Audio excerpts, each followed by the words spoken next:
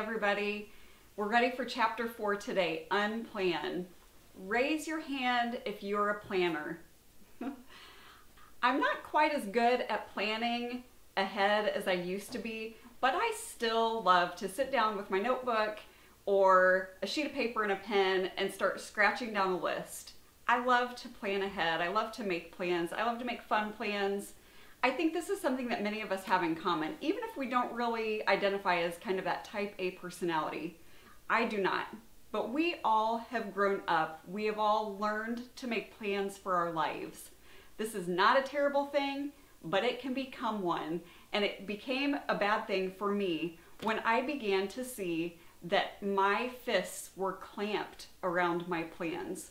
So we've already talked about several areas where God was just kind of prying my fingers off of the control that I thought I had in my life.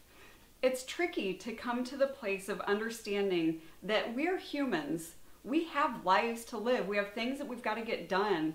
It's not a bad thing to be thinking about the future a little bit, to be planning ahead a little bit. As a mom who runs 5 minutes late consistently, I could actually do better at planning, if I'm being honest.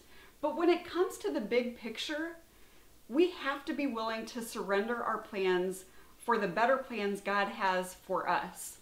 And that's going to take some work. You know, a couple of years ago, when we moved to the city, I kind of thought that, okay, I'm done surrendering. We did this thing, here we are now, and I did it. Hooray, you know, here we go. A couple of years into our stay in the city, though, I was kind of blindsided when one winter Robert moved back in for the second time very unexpectedly, and we also ended up fostering a 2-year-old. And that happened to be the winter of the snowpocalypse. My kids never seemed to go to school anymore. I was trying to write this book.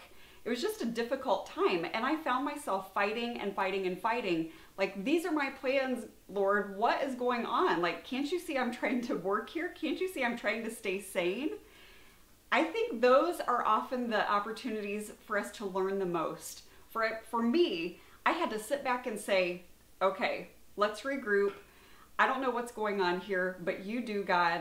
And I have to get better at relinquishing control of my plans, of my days, of, you know, being interrupted, feeling like it's just one thing too many.